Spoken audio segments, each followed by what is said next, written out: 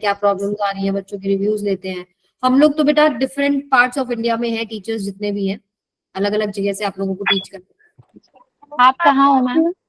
मैं हरियाणा में हूँ फिलहाल। मैम उन्होंने कहा था कि हम सब एक दिन आपसे मिलेंगे। बिल्कुल मिलेंगे बेटा। किसने कहा था?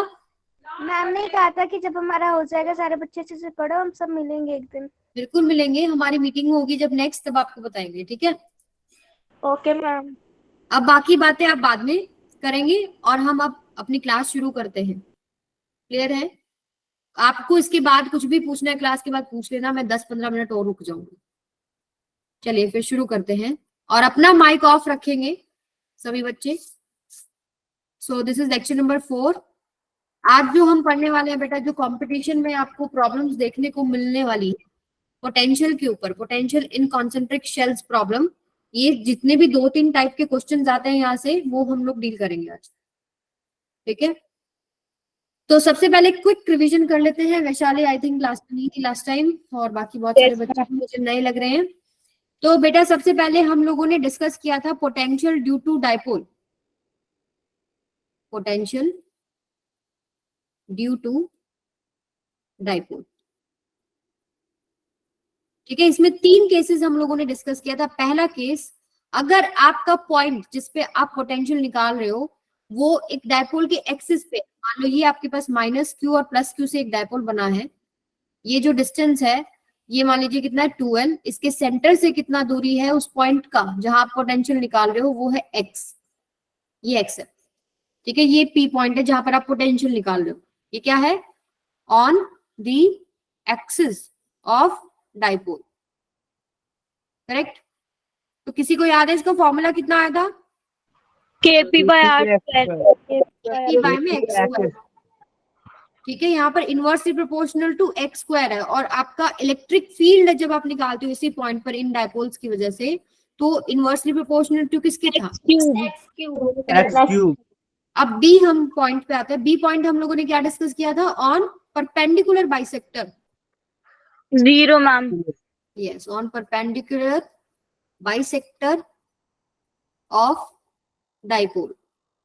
तो वहां कितना आंसर आ रहा था? 0 आ रहा था, क्योंकि उन हर एक, अगर आप बात करें, मैं थोड़ा सा आपको दिखा दूं फिगर से, -q +q, मान लीजिए मैं इस पॉइंट पर निकाल रही हूँ, ये एक परपेंडिकुलर बाइसेक्टर है, ऊपर भी हो सकता है नीचे भी हो सकता है, तो ये पोटेंशियल हम अलग अलग चार्ज की वजह से निकाल के ऐड करते हैं ना, तो ये वाले की वजह से निकाला, ये वाले की वजह से निकाला, और किसी भी चार्ज की वजह से पोटेंशियल क्या होता है? k इंटू में जो चार्ज है डिवाइडेड बाय में जो दूरी है। क्या दोनों में दूरी सेम नहीं है? ठीक है? और चार्जेस में एक पोटेंशियल तो आएगा kq/r, एक पोटेंशियल आएगा -kq/r। मैंने आपको बोला था पोटेंशियल निकालते हुए चार्जेस का साइन आपको कंसीडर करना है, और नेट आपको जिस पॉइंट पे निकालना है इनको सम कर देना है। सम करते ही क्या हो जाएगा? 0, ठीक है?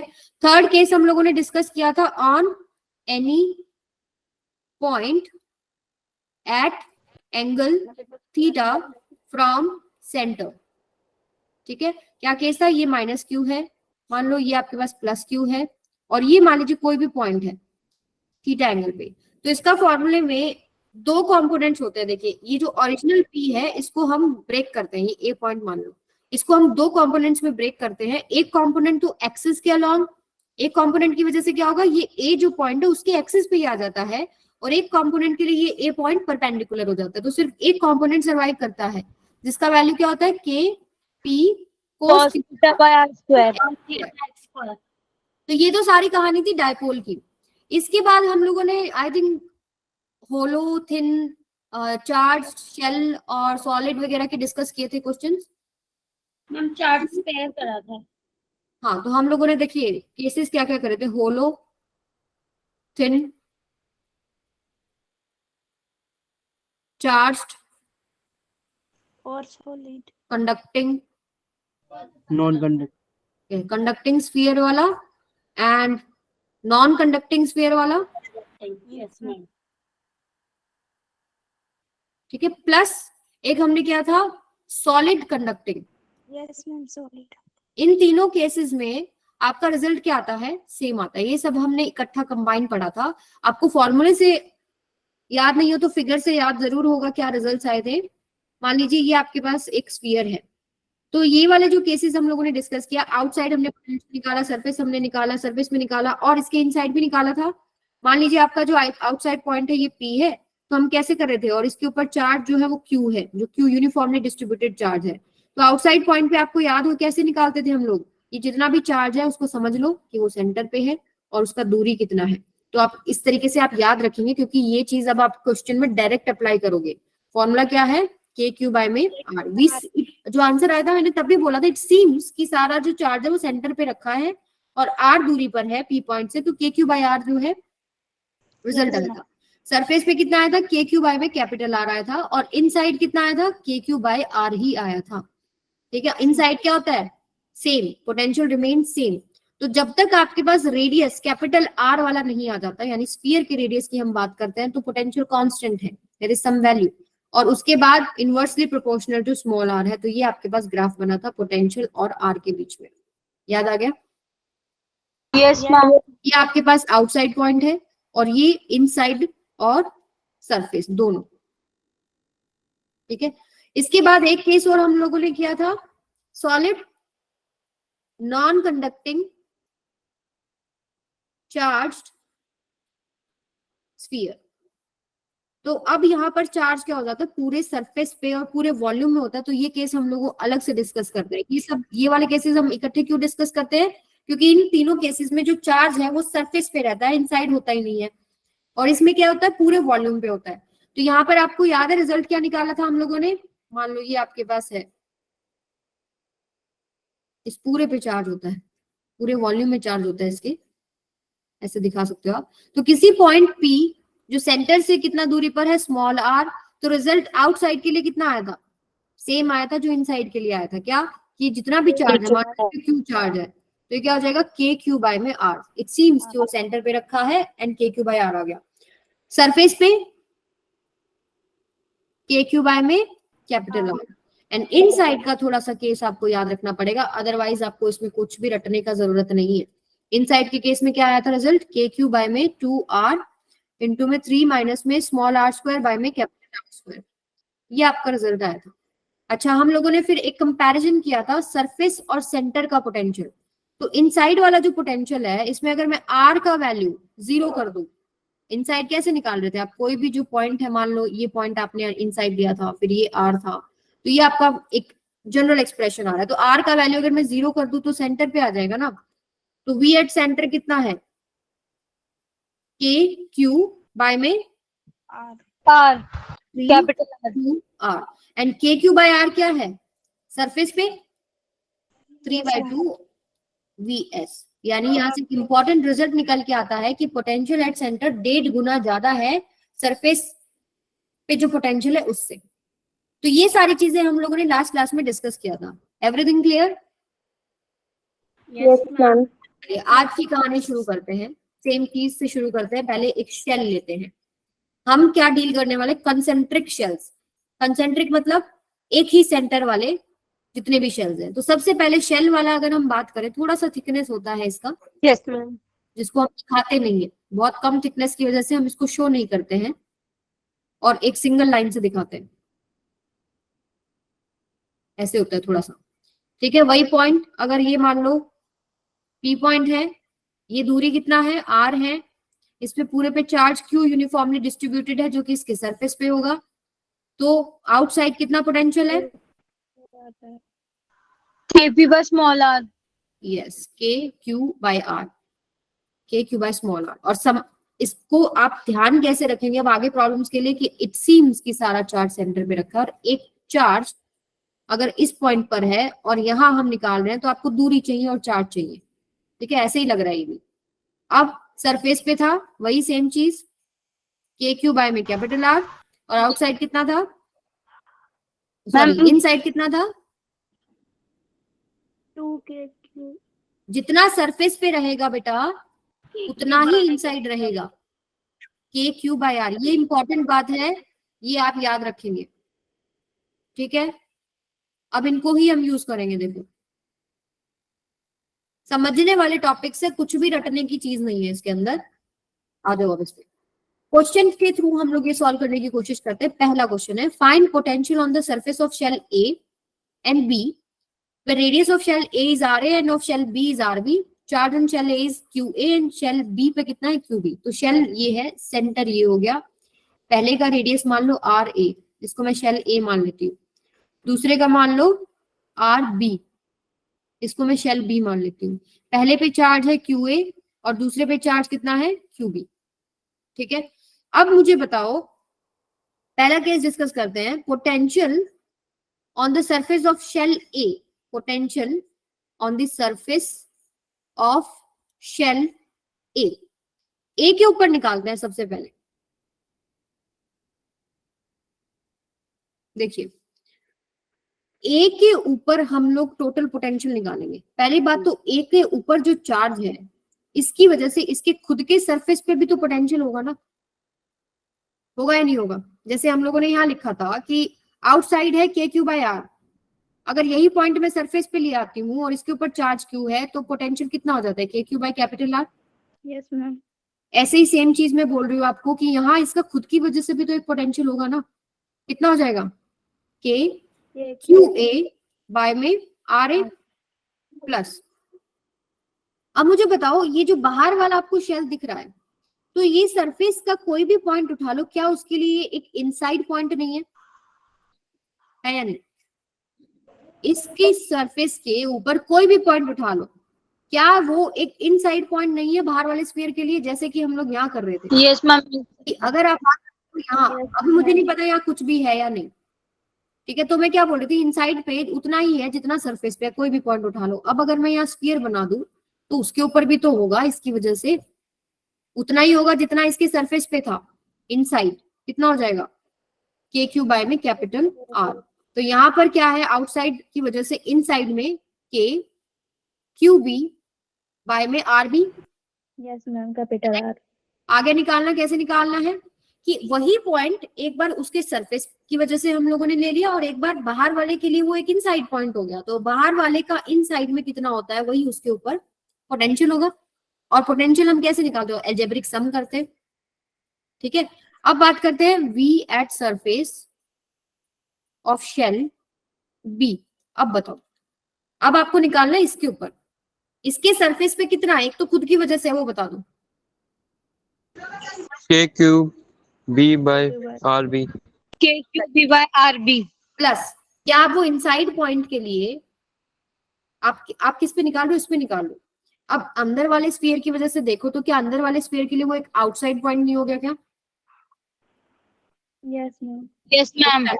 तो आउटसाइड पॉइंट के लिए हम कैसे करते हैं कि इसका जितना भी चार्ज था वो इसके सेंटर पे समझ लेते हैं QA, और उस पॉइंट का दूरी कितना है? RB. तो कितना हो जाएगा? KQA में RB. समझ में आई बात कैसे निकालना है? तो बस ये समझना है कि इनसाइड है वो या आउटसाइड है, या वो कौन से सरफेस की आप बात कर रहे हो, और आपको नेट निकालना है. आई बात समझ में? क्लियर? मैम. आगे आ जाओ. ये करो, find potential on surface of shell Y. Y के सरफेस पे आपको निकालना है, और आपको मैं 3 रेडियस दे रही हूँ. X वाला जो शेल है, इसका रेडियस है कितना? R. Y वाले का कितना है? 2R. और बाहर वाले का कितना है? Concentration 4R. और मैं आपको बोल रही हूँ कि मुझे पोटेंशियल निकाल के दो on the surface of shell Y. ठीक है, Y वाले को आपको दिमाग में रखना है, और आप लोग कीजिए सॉल्व. 2 मिनट देती हूँ मैं आपको, सॉल्व कीजिए. सभी बच्चे ट्राई कीजिए, यहीं पर प्रैक्टिस हो जाएगा बेटा, और every single question is important.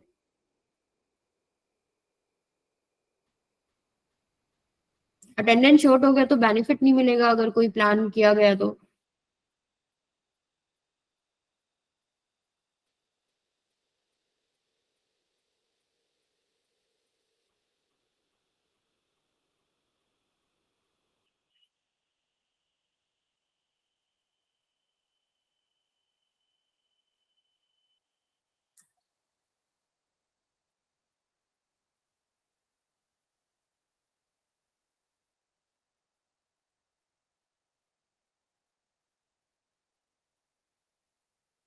Solve कर रहे हो कि नहीं?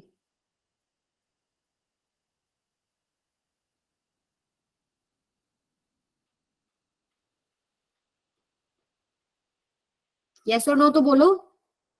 Yes, ma'am. Yes, ma'am. करो करो, ट्राई करो।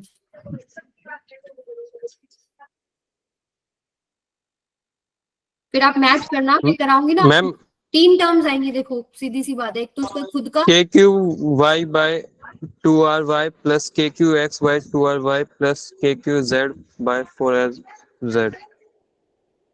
चार्जेस भी तो गिवन है आपको, Q 2Q और 4Q Given गिवन है बेटा क्वेश्चन में। अच्छा ओके मैम, कर रहे हैं। ये QA है, ये QB है, और ये सॉरी QA QB क्यों बोल रही हूँ मैं, ये है आपके पास Q 2Q।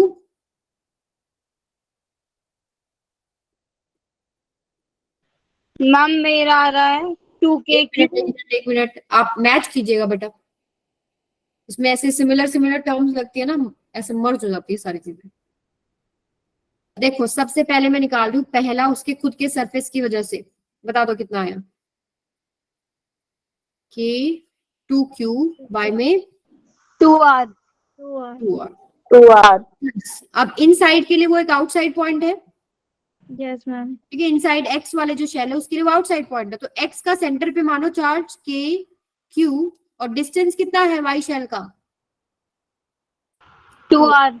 2R। प्लस। अब बाहर वाले के लिए वो एक इनसाइड है, इनसाइड पॉइंट है, तो पोटेंशियल Yes, बाहर sir. वाले के सरफेस पे जो है उतना ही आएगा अंदर, तो बाहर वाले पे कितना है 4Q। 2R। 4।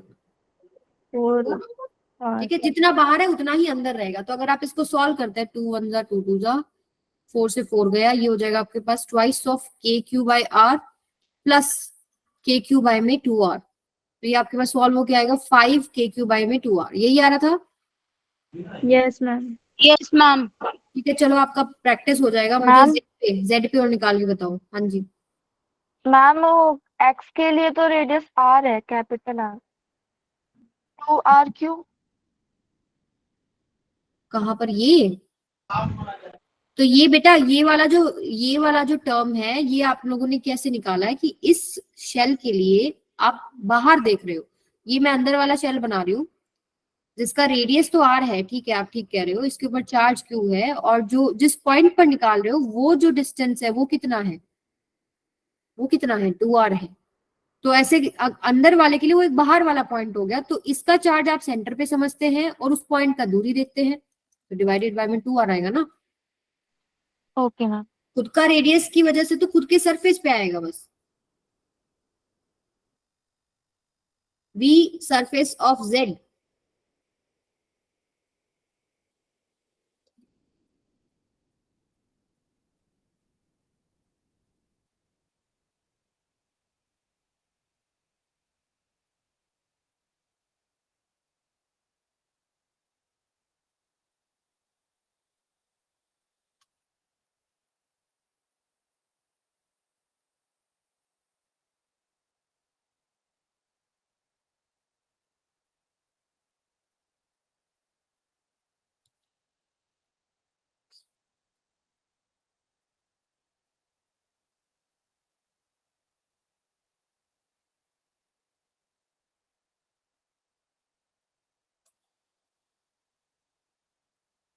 सही है।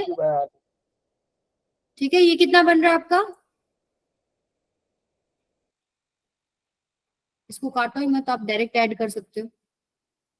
K by 4R common, KQ common, अंदर बचेगा 4 प्लस 1 प्लस 2, कितना हो गया 7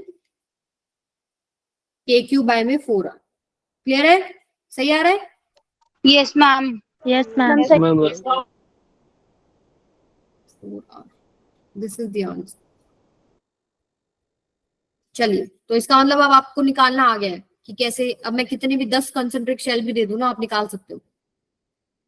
अब अगला कॉन्सेप्ट लेते हैं। अगला कॉन्सेप्ट है अर्थिंग का कॉन्सेप्ट। अर्थिंग का कॉन्सेप्ट क्या कहता है कि मान लो एक कंडक्टर है, ये एक कंडक्टर है, ठीक है, और इसको मैं अर्थ कर दूं, इसके ऊपर मान लो क्यू चार्ज है, तो इसका जो पोटेंशियल होगा ना वो 0 हो जाएगा, और इस पर्टिकुलर केस में चार्ज भी 0 हो जाएगा, क्योंकि आसपास कुछ भी नहीं है, सारा जो चार्ज है, आप बोलते हैं ना ऐसे कि भाई जितना भी मान लीजिए प्लस क्यू चार्ज है, तो इलेक्ट्रॉन जो है वो उसको न्यूट्रलाइज कर देता है, ठीक है, तो ये केस कब है, जब वो आइसोलेटेड रखा है और आसपास कुछ भी उसको इन्फ्लुएंस नहीं कर रहा, तो चार्ज यस आप बोलोगे फ्लो कर जाएगा और पोटेंशियल जो है जीरो, पोटेंशियल जीरो रहेगा। लेकिन अगर मैं कॉन्सेंट्रिक शेल्स ले लूं इस तरह, ठीक है, और मान लीजिए मैंने इसको अर्थ कर दिया, इसमें मान लो क्यू चार्ज है, इसके ऊपर 2Q, मुझे नहीं पता, चलो इसके ऊपर चार्ज है कि नहीं, मुझे पता ही नहीं है कि अभी चार्ज है या नहीं।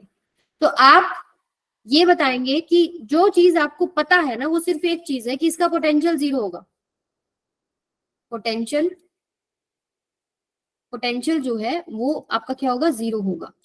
Charge may or may not be zero on this particular sphere, charge may or may not be zero, क्योंकि अब इसके आसपास जो स्फीयर रखे हैं ना, उनकी वजह से चार्ज डिस्ट्रीब्यूशन चेंज हो जाता है। ठीक है, तो चार्ज के लिए आप बोलेंगे charge may or may not be zero, but जिसके बारे में आप श्योर हैं वो क्या है कि पोटेंशियल जीरो हो जाएगा इसका। ठीक है, कॉन्सेप्ट पकड़े? मैम हाँ बेटा, मैम कौन से शेल पे चार्ज जीरो है, इनर वाले पे आउटर वाले पे? मैंने आपको क्या, बाहर तो मैंने आपको एक चार्ज दे रखा है ना कि आउटर वाले पे चार्ज है, मुझे नहीं पता अंदर वाले पे है कि नहीं है, कुछ ज्ञान नहीं मुझे इस बात का।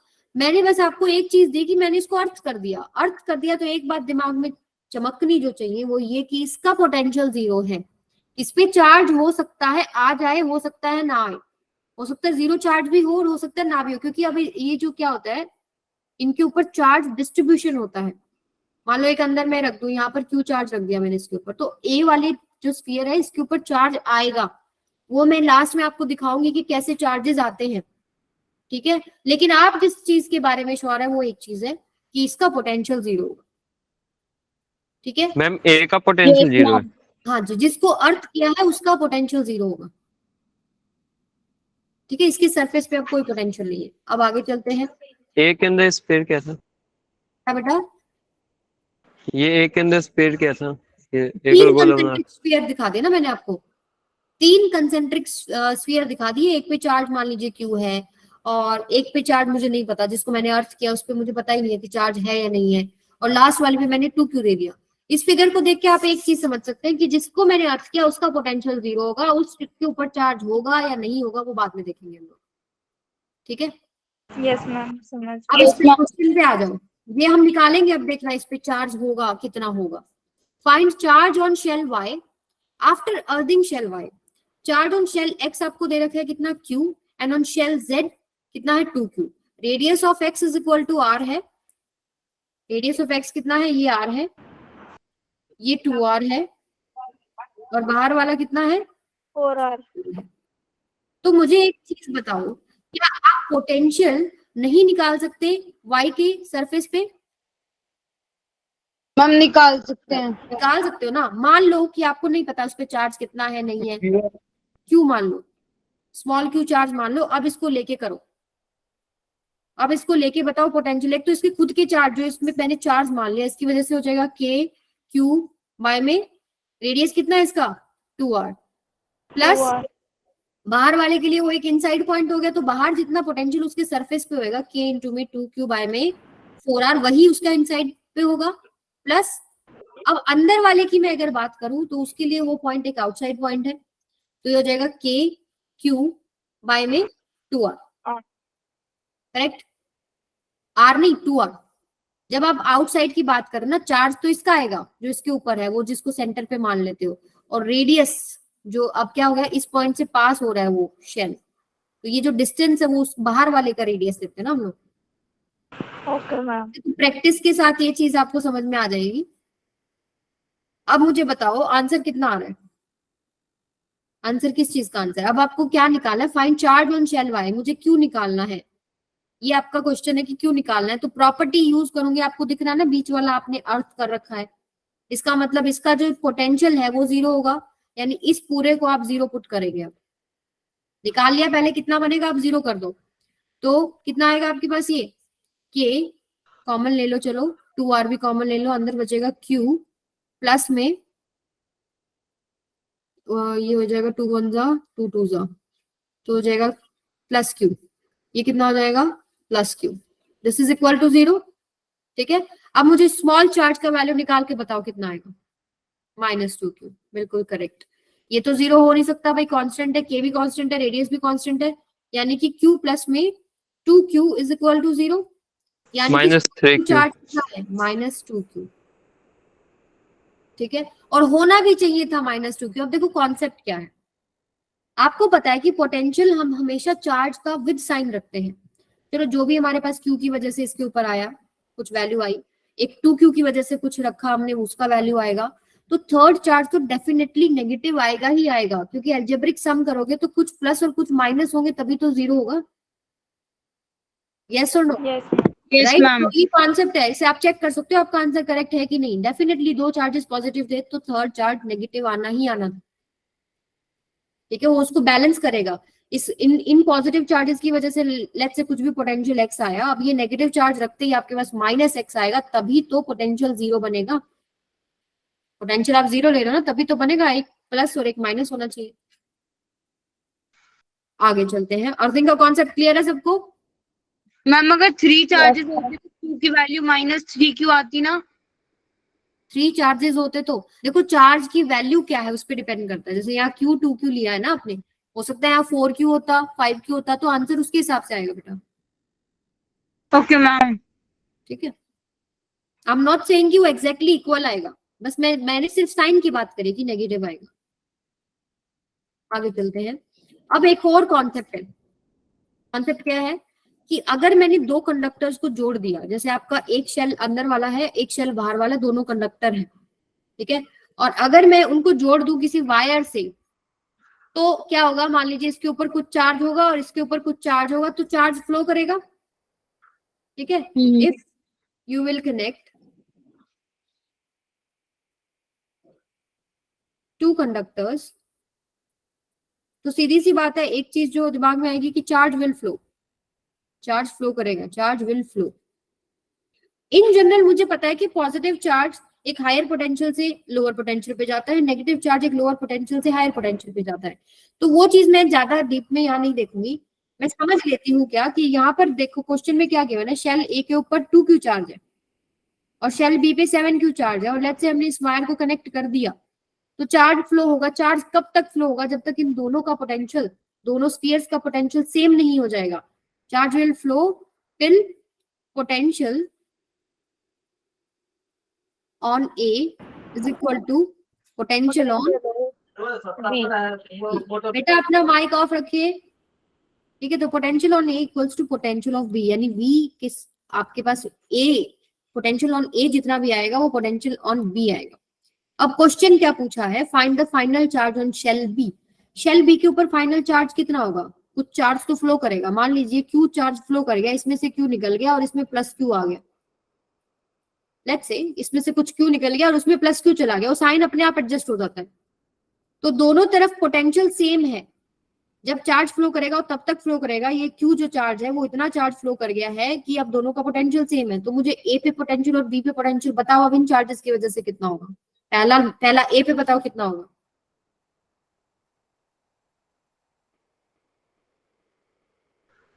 A पे पोटेंशियल कितना होगा? एक तो खुद के चार्ज की वजह से होगा, K इंटू में 2q माइनस Q बाय में रेडियस R हो गया। एक बाहर वाले चार्ज की वजह से होगा, जो कि बाहर वाला स्फीयर है उसके लिए एक इनसाइड स्फीयर बन जाएगा जो A शेल है। ठीक है, तो यहाँ पर क्या हो जाएगा, मैम -2 को क्या -q किया मैंने, देखो क्या माना मैंने, इसको जैसे ही कनेक्ट किया मुझे ये पता था चार्ज फ्लो करेगा। ठीक है, चार्ज तो फ्लो करेगा ना, अब 2q 7q तो नहीं रहेगा ना, वो फ्लो करके ऐसे एडजस्ट करेगा खुद को कि अब दोनों का पोटेंशियल जो है सेम बन जाए।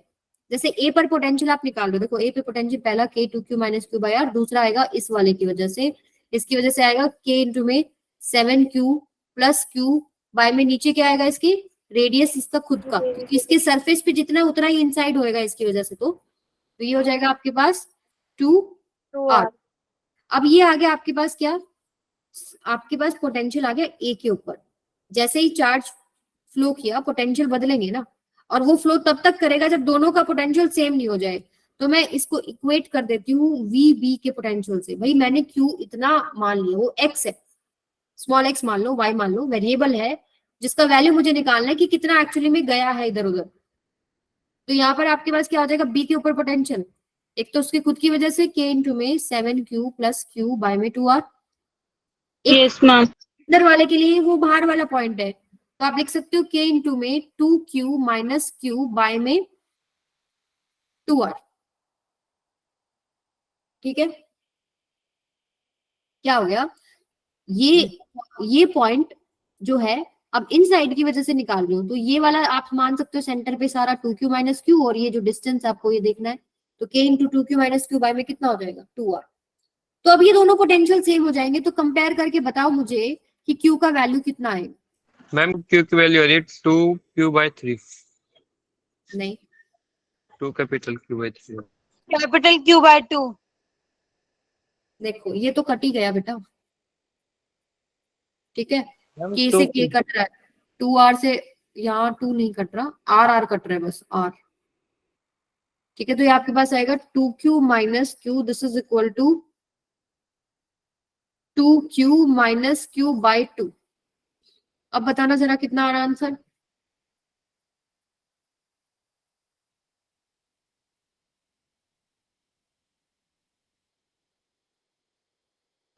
मैम हम्म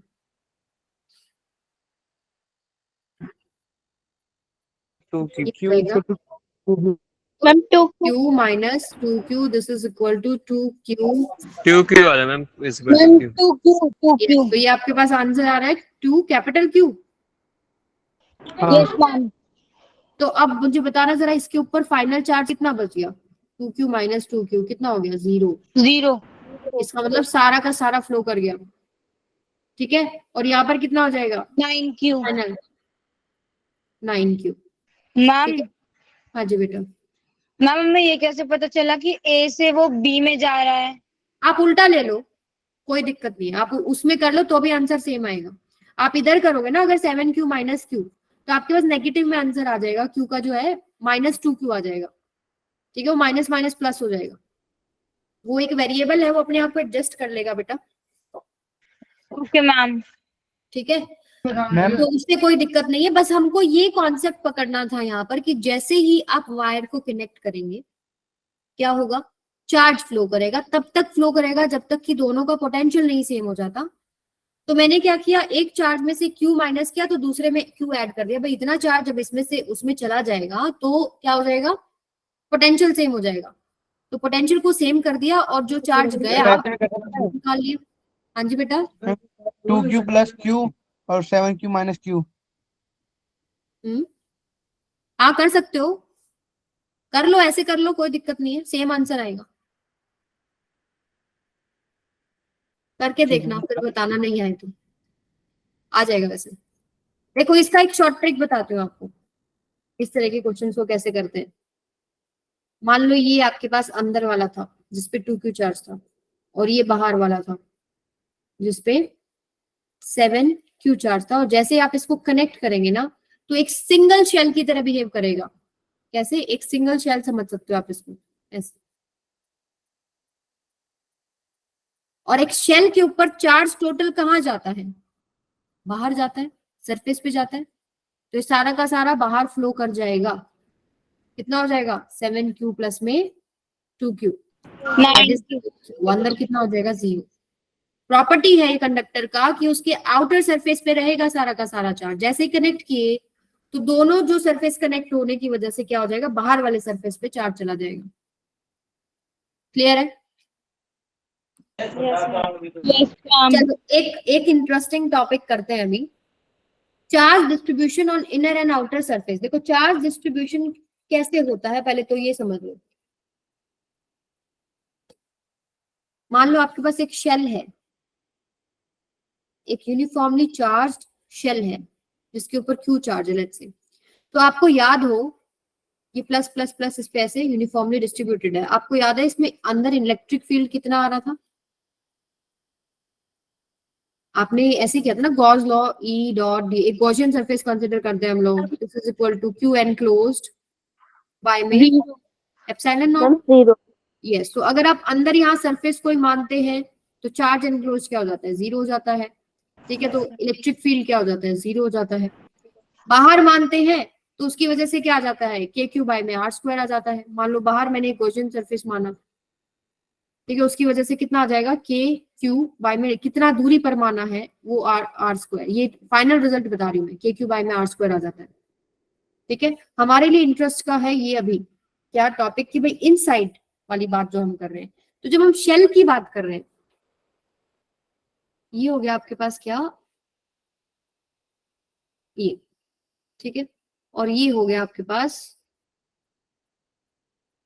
शेल बना दिया मैंने, थोड़ा आपको थिक दिखाया, और लेट्स से मैंने यहाँ पर क्यू रख दिया। ठीक है, तो मुझे ये बताओ क्या अब इसके अंदर इलेक्ट्रिक फील्ड नहीं आएगा? पहले तो चार्ज था ही नहीं अंदर, अब अंदर चार्ज है, तो क्या अब इसमें इलेक्ट्रिक फील्ड नहीं आएगा? मैम होगा, डिस्टेंस 0 हो जाएगा। बिल्कुल होगा, क्योंकि चार्ज, पॉजिटिव चार्ज की वजह से रेडियली आउटवर्ड फील्ड आता ही आता है, आएगा आता है। आएगा। ठीक है, लेकिन एक प्रॉपर्टी हमने करी थी कि कंडक्टर के अंदर electric field under electrostatic conditions 0 होता है। 0 मटेरियल के अंदर कोई फील्ड नहीं होता। क्यों नहीं होता? क्योंकि सारा चार्ज सरफेस पे आ जाता है। ठीक है, तो चार्ज अब मैं अगर इसको गॉसियन सरफेस मान लूं, लेट्स से ये येलो कलर का जो मैंने लाइन बनाया है गॉसियन सरफेस मैंने मान लिया ये, और मैं ये जो रिजल्ट है ये लगाऊं इसके ऊपर, तो ये हो जाएगा integration of E dot D S, this is equal to, अब इसमें चार्ज एनक्लोज हो गया क्यू बाई एप्सिलॉन नॉट। तो यहाँ पर इलेक्ट्रिक फील्ड 0 नहीं बन रहा, यहाँ इस सरफेस में इलेक्ट्रिक फील्ड 0, ये गॉसियन सरफेस है, ये मटेरियल वाले उसको भी कवर कर रहा है ना, तो इसके अंदर 0 बनना चाहिए। तो 0 बनने के लिए क्या होता है, यहाँ पर एक चार्ज इंड्यूस होता है, यहाँ पर माइनस क्यू आ जाएगा, इसके जस्ट अपोजिट। अब एक प्रॉपर्टी होती है conservation of charge. Conservation of charge क्या कहता है कि सरफेस पे जो टोटल चार्ज है वो उतना ही रहता है, वो एक्स्ट्रा कहीं से आ नहीं जाएगा। तो जैसे पहले मैंने इसको सरफेस पे चार्ज दे रखा था Q, इस पे चार्ज रहेगा Q, तो वो चार्ज Q रखने के लिए इसके आउटसाइड सरफेस पे चार्ज कितना आ जाएगा, आपके पास कितना आएगा 2Q। अब इसको भूल जाते हैं हम, क्या कह रही हूं मैं, पहली बात तो इसके मटेरियल के अंदर इलेक्ट्रिक फील्ड नहीं होना चाहिए था, तो उसके लिए अब आपने एक माइनस क्यू दिया। अब देखो इसमें इस गॉसियन सरफेस में enclose charge Q minus Q हो जाएगा ना, क्यू माइनस क्यू क्या हो गया, 0 हो गया, नेट चार्ज 0 कर दिया आपने यहाँ पर माइनस क्यू लगाते ही, तो इलेक्ट्रिक फील्ड 0 हो गया कि नहीं हो गया? मैम हो गया। हो गया ना। इलेक्ट्रिक फील्ड यहाँ से यहाँ डेफिनेटली जाएगा, ये आपके पास इस तरीके से अंदर इलेक्ट्रिक फील्ड होगा, लेकिन मटेरियल में नहीं जाएगा। यहाँ पर आपके पास माइनस माइनस चार्ज डिस्ट्रीब्यूटेड है, पॉजिटिव से ऑरिजिनेट हुआ, नेगेटिव में टर्मिनेट हो गया, लेकिन इसके अंदर नहीं आएगा। दूसरी बात, अब इस सरफेस पे यहाँ माइनस क्यू लगा दिया आपने, तो चार्ज डिस्ट्रीब्यूशन होगा इस तरह होगा कि जो नेट चार्ज पहले सरफेस पे बना हुआ था उतना ही रहे, तो बाहर आपको कितना करना पड़ेगा, 2Q, 2Q माइनस क्यू कितना होता है, Q ही बन जाएगा। तो ये टॉपिक है चार्ज डिस्ट्रीब्यूशन का, समझ में आई बात? अब मैं आपको 2-3 केसेस देती हूँ, आप करके देखोगे ना आपको समझ में आ जाएगा। कंसेंट्रिक शेल्स देते हैं, चलो पहले तो ये वाला सिंपल ही कर लो। मान लो मैं आपको अगर ऐसे दूं ये, ठीक है, और इसके ऊपर लेट्स से आपके पास चार्ज कितना है, अंदर तो है इस पे Q और बाहर है इसके ऊपर 2Q। ठीक है, आप बताओ, अब आपको चार्ज, अभी देखो यहाँ मैंने आपको थिक करके दिखाया था, अब मैं बार बार थिक करके नहीं दिखा सकती ना, आप पेपर में कर सकते हैं। अब आपको ये दिमाग में रखना है कि अंदर 0 होना चाहिए, तो उसके लिए एक इंड्यूस होता है चार्ज, और टोटल चार्ज का 2Q ही रहना चाहिए, तो बाहर कितना आएगा, तो या तो माइनस क्यू आ ही जाएगा, ठीक है। और अब टोटल 2Q रहना चाहिए, तो यहाँ पर बाहर कितना करूं, 3Q कर दूं, 3Q माइनस क्यू कितना होगा, 2Q, तो ये नया चार्ज डिस्ट्रीब्यूशन हो जाएगा। अब ये नहीं रहेगा, ये आ गया है। ठीक है, अब मैं आपको थोड़ा सा और मुश्किल टॉपिक देती हूँ, आगे ठीक है क्या, नहीं। चलो सभी बच्चे निकालना, पहला ये शेल है, इसके सेंटर में मैंने क्यू रख दिया, ठीक है, और इसके बाहर मैंने इसके मतलब इसके सरफेस पे मैं बोल रही हूँ -2Q चार्ज है, और एक और शेल ले लीजिए। अब इसके ऊपर चार्ज कितना है बेटा, 3Q, ठीक है, इसके सरफेस पे 3Q है।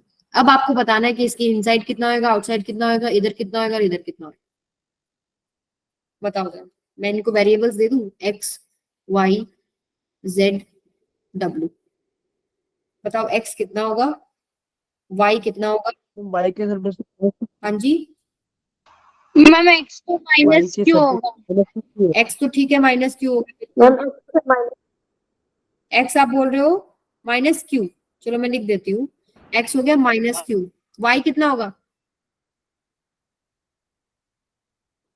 टोटल चार्ज आपका ये रहना चाहिए, अंदर माइनस क्यू है तो बाहर कितना होगा minus Q, minus Q minus Q minus 2q हो गया। अब सेम स्टोरी लगाओगे जैसे हम लोगों ने अंदर वाले शेल के लिए लगाई थी ना, आप सेम टू सेम चीज इसके लिए करोगे। ठीक है, अब आप समझ सकते हो कि भाई ये भी थोड़ा थिकनेस का होगा, इसमें भी एक गॉसियन सरफेस होगा, उस गॉसियन सरफेस के अंदर नेट चार्ज 0 होना चाहिए, तो कौन सा चार्ज देखना है, बस ये जस्ट इसके अंदर जो है ये वाला देखना है, माइनस क्यू। ठीक है, तो इसके अपोजिट यस प्लस क्यू आ जाएगा। ठीक है, अब प्लस क्यू आ गया, नेट चार्ज कितना रहना चाहिए था 3q, तो बाहर कितना लिखूं बेटा, बाहर कितना रखूं, नेट 2q, नेट जो है 3q होना चाहिए, अंदर क्यू है बाहर 2q रख दूं। यस ठीक है, तो this is the new charge distribution. तो ये जो आपको ओरिजिनली इन्होंने सरफेस पे दे रखे हैं, इनका बस एक ही काम है, आपको ये देखना है कि नेट चार्ज जो है ये बनना चाहिए, और जो सेंटर पे रखा है उसके अपोजिट आपको यहाँ लगाना पड़ेगा, जैसे यहाँ अगर माइनस क्यू आ गया इसके अपोजिट यहाँ प्लस क्यू आ गया। अब आपको नेट चेक करना है, तो चलो एक और क्वेश्चन देती हूँ, अब की बार करना, ठीक है। अगले क्वेश्चन में रिपीट कर देंगे बेटा, यहाँ करो चलो। इसमें आपको मैं टाइम दूंगी, आप अपने आंसर्स नोट डाउन करके रखेंगे, देन मैं आप लोगों को चेक कराऊंगी, ठीक है।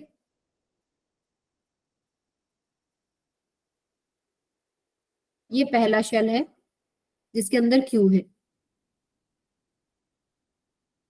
ये लेट से दूसरा शेल है, इसके इसके पे इस पे क्यू है, इसके सरफेस पे -3q है, यानी कि इसके टोटल जो चार्ज है इसके ऊपर -3q है, और क्यू हो गया, ये हो गया आपके पास -3q, इसके ऊपर मान लो कितना है 2q, एक और ले लो। ठीक है, ये कितना हो जाएगा q। ठीक है, तो अब आपको बताना है सारे चार्जेस कितने कितने आएंगे। पहला इधर बताइए, इधर बताइए, z w v t, ये वेरिएबल्स दे दिए मैंने।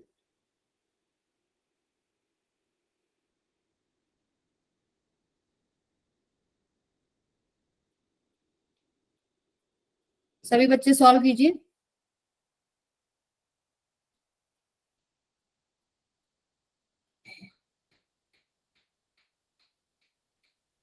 वैशाली ट्राई करो एक बार, कॉन्सेप्ट दिमाग में रखो, इलेक्ट्रिक फील्ड वाला ही कॉन्सेप्ट होता है। ठीक है, और एक कंजर्वेशन ऑफ चार्ज वाला कॉन्सेप्ट होता है, दो चीज पकड़नी है बस, इलेक्ट्रिक फील्ड और कंजर्वेशन ऑफ चार्ज, बस। मैम कर रहे हैं। करो करो, फुल टाइम है आपके पास, 5 मिनट का।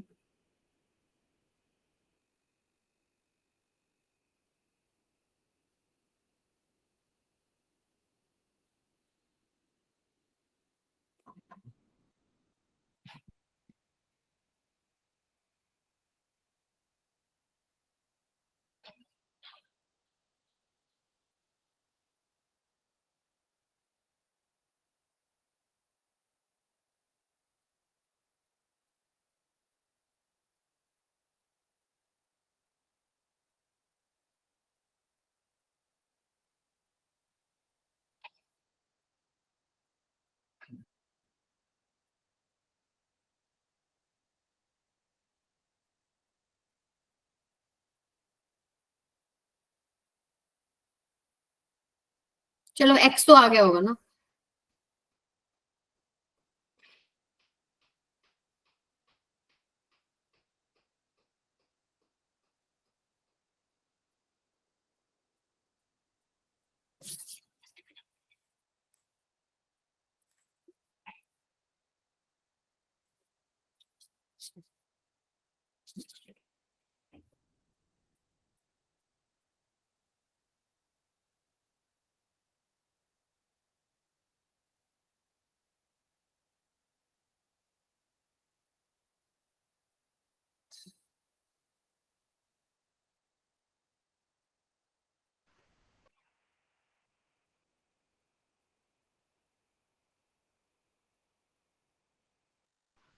मैम निकाल लिया।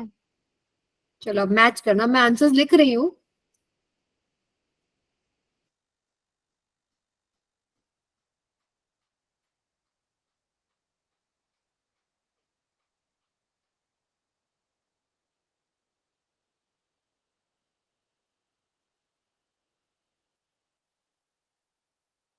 ठीक है, कौन सा गलत है बता दो।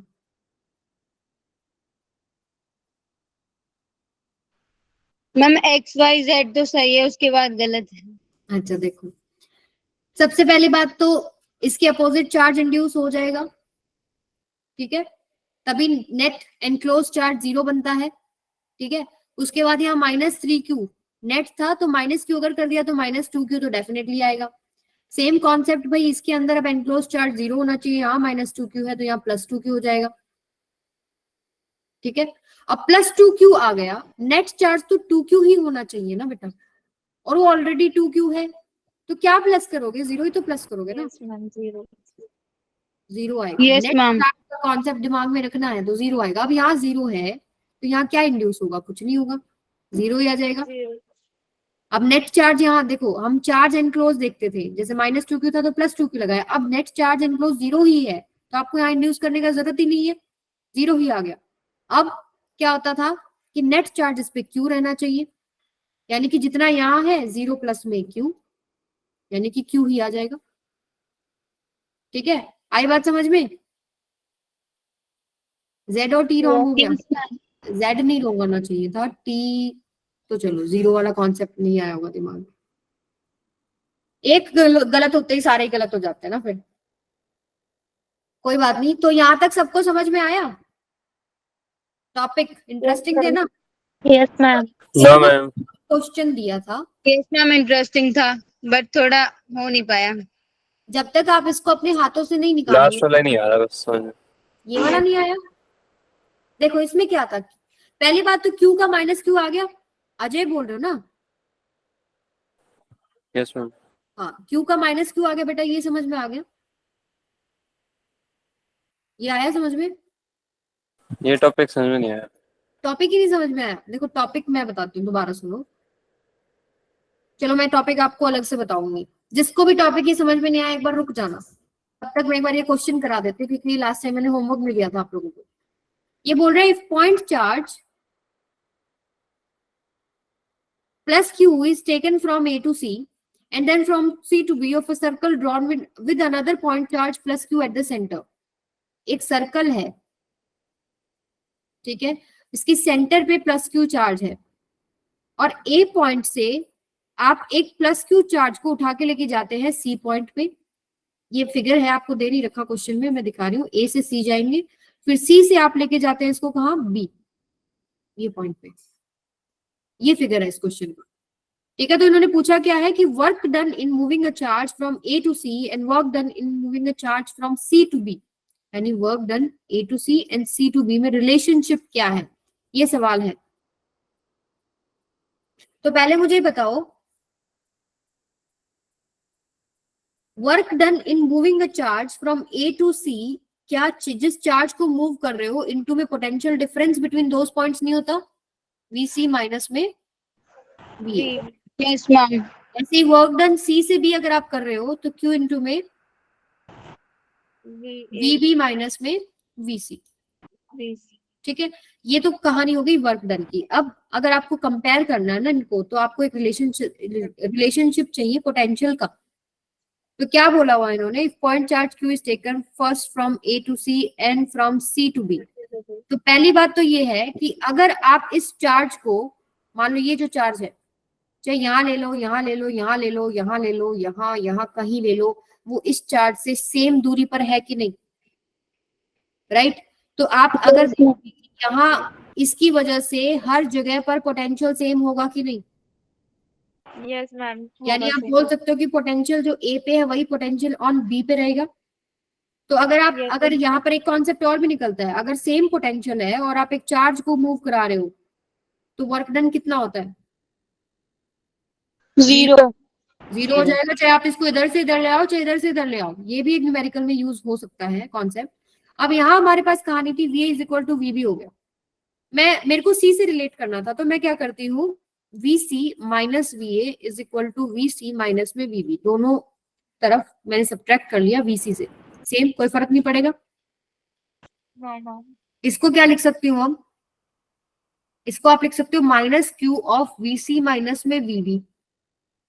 अब आप लिख सकते हैं कि जो Q इंटू में VC माइनस V, कहाँ गए हम लोग, हाँ, इसको आप अब लिख सकते हो माइनस ऑफ Q इंटू में VC माइनस में VA using this equation, correct. अब इसको आप लिख सकते हो क्या, ये minus work done in moving a charge from A to C, यानी क्या रिलेशनशिप आ गया, work done in moving a charge from C to B is negative of work done in moving a charge A to C। But यहाँ पर ऐसे sign वाला concept दिया ही नहीं हुआ, तो आप बोल सकते हैं कि न्यूमेरिकली, अगर हम बात करें numerically, work done in moving a charge from C to B is equal to work done in moving a charge from A to C। ये न्यूमेरिकल आप लोगों को होमवर्क में मिला था, ठीक है, तो बी आंसर हो जाएगा। ठीक है, तो आज का लेक्चर यहीं तक रखेंगे। अब जिसको चार्ज डिस्ट्रीब्यूशन समझ में नहीं आया वो रुक जाइए, बाकी आप लोग जा सकते हैं। मैं अलग क्वेश्चन Bye, ma'am. ये वाला